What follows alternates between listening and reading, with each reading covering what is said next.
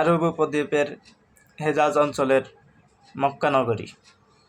এখানে এক যুবক মক্কার অদূরে হেরা পর্বতের গুহায় একান্তে আল্লাহর নাম স্মরণ করতেন। দীর্ঘ 15 বছর পর হযরত জিবরাইল আলাইহিস সালাম তার কাছে আসেন আল্লাহর পয়গাম নিয়ে, আর তা ছিল ইকরা, পড়ো, ইকরা, পড়ো, ইকরা বিস্মি রাব্বুকা, তোমার রবের নামে পড়ো। এরপর হতে এই যুবকের জীবন পাল্টে যায়। সে যুবক আর কেউ ছিলেন না, আমাদের প্রিয় নবী হযরত মুহাম্মদ সাল্লাল্লাহু আলাইহি ওয়াসাল্লাম ছিলেন।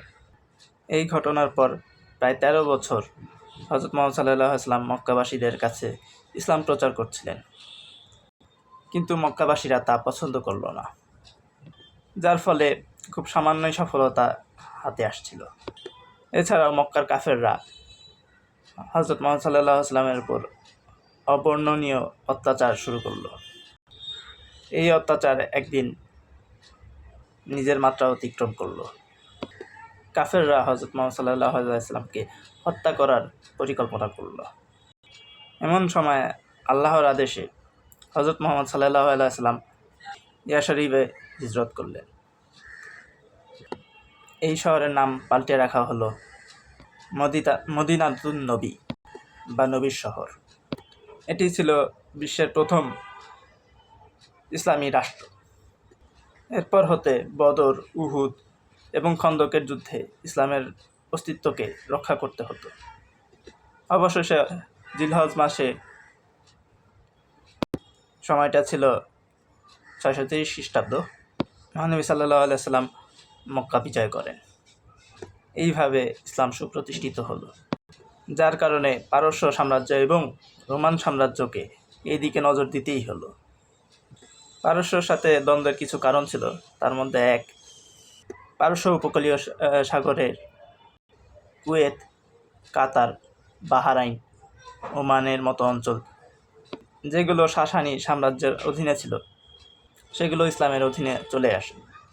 এছাড়াও নবীর জীবদ্দশায় যখন নবী সাল্লাল্লাহু আলাইহি ওয়াসাল্লাম পারস্য সম্রাটের কাছে এক পত্র প্রেরণ করেছিলেন, তখন বলা হয় নাকি পারস্য সম্রাট তার পত্র ছিঁড়ে ফেলেছিলেন।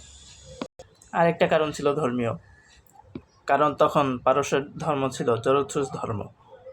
পারস্য সম্রাট তার ক্ষমতা হারানোর ভয়ে ইসলাম ধর্মকে প্রতিষ্ঠিত হতে দিতে পারে না। এরপর মহানবী সাল্লাল্লাহু আলাইহি ওয়াসাল্লামের মৃত্যুর পর ইসলামের খলিফা হলেন হযরত আবু বকর।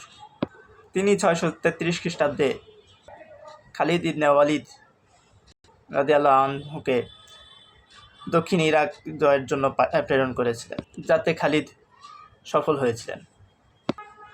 এখানে উল্লেখ্য যে দক্ষিণ ইরাকও সেই সময় পারস্য সাম্রাজ্যের অধীনে ছিল।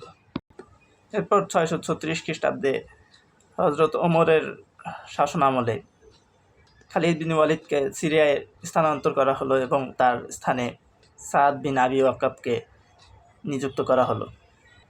এরপর একে একে সেতুর যুদ্ধ, কাদেশিয়ার যুদ্ধ সংগঠিত হলো। কাদেশিয়ার যুদ্ধতে মুসলমানদের জয়ের পর জাগ্রস পর্বতমালাকে খেলাফত এবং সাসানীয় সাম্রাজ্যের সীমানা নির্ধারণ করা হলো। এরপর 642 খ্রিস্টাব্দে আবার মুসলমানরা পারস্য বিজয়ের অভিযান আরও দৃঢ়ভাবে শুরু করল।